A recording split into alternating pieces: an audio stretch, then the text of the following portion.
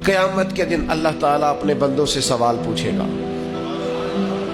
और कुर्बान जाए मेरे नबी पाक अलैहिस्सलाम ने फरमाया हाँ वो पूछेगा। और जब तक 5 चीजों का तुम जवाब नहीं दोगे तुम्हें कदम नहीं उठाने देगा। या रसूल अल्लाह कौन कौन सी 5 चीजें? फरमाया अल्लाह पूछेगा तुमसे बताओ उम्र कहाँ गुजारी।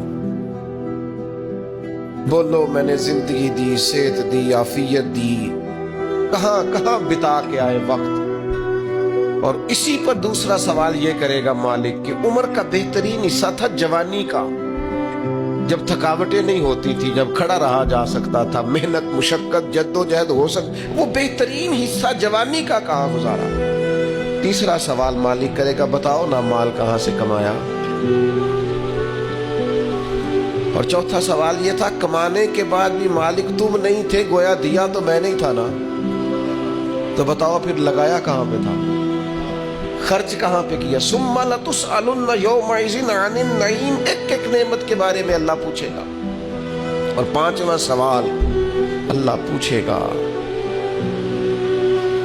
बताओ जो तुम जानते थे तुमने उस पर अमल कितना किया, जिसका तुम्हें पता था, जिसका तुम्हें शऊर था उस पर तो अल्लाह सवाल पूछेगा। अब ये क्यों सवाल होंगे वो कुए क़यामत में, ये क्यों पूछा जाएगा कि क़यामत के दिन की जज़ा सज़ा का खौफ हो बंदे पर। इस्लाम वैसे अपने मानने वालों को बेखौफ रखता है, ला खौफुन अलैहिम वला हुम यहज़नून। अल्लाह के दोस्तों को खौफ गम नहीं होता।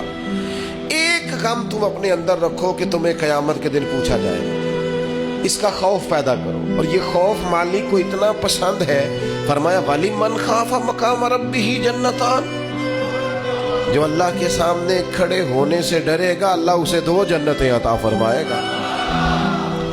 उस दिन का खौफ अपने दिल में पैदा करके तुझे खड़ा किया जाएगा, तुझसे पूछा जाएगा, तेरे से सवाल किया जाएगा, तुझे जवाब देना है।